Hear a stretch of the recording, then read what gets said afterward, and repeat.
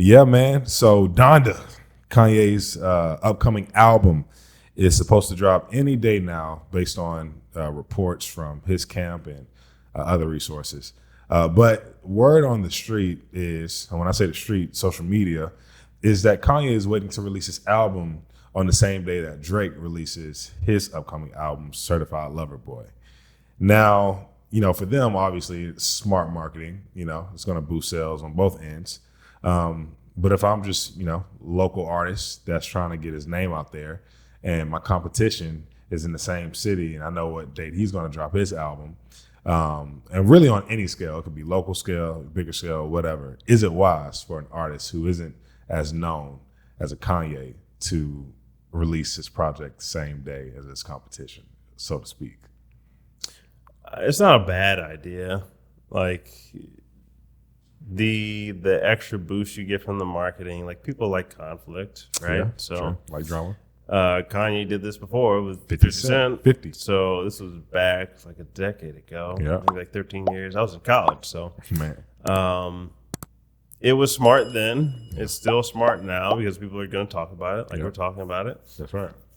For you as an artist, the overall thing I'd look at would be like what gets people's emotions up, right? How can I use that in my marketing and my advertising? Yeah.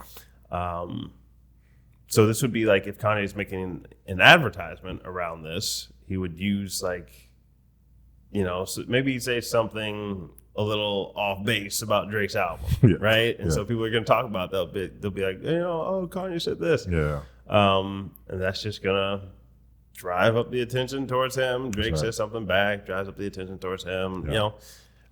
So you can do this on a reasonable scale as long as the artist is, like, I'll say big enough. If you can't target their fans if you can't target enough of their fans on YouTube or Facebook, then it's really not worth it Facts. all that much. But if you can get in front of their traffic for videos and you make like a scene about it, Yeah. that can work well. Yeah. People do this in every industry across the board. Like you have news stations who do this all the time. You have political parties who do that all the time. Definitely, they get their ads in front of each other. Yeah.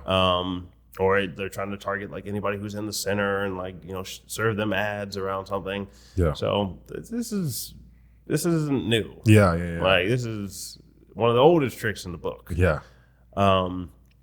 It can be smart. Don't take it too far. Don't make threats to anybody here. Like I'm gonna pull up on you. Yeah, don't say anything like that. Don't be violent or anything and starting to beef.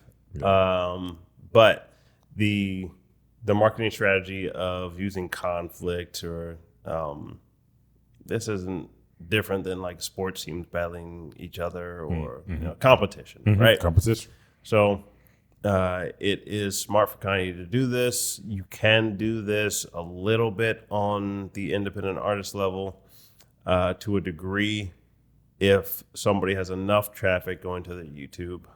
I'll say YouTube more specifically than Facebook, because on Facebook you have to have a verified account in order for somebody to try to target your fans. So I can go target like Justin Bieber's fans, but not necessarily somebody who has a little bit of steam behind them. But on YouTube, as long as somebody's monetizing their channel, you can get in front of traffic for their specific channel on YouTube or like specific songs on YouTube. So as long as they have enough traffic there, should be good to do this tactic. Come on.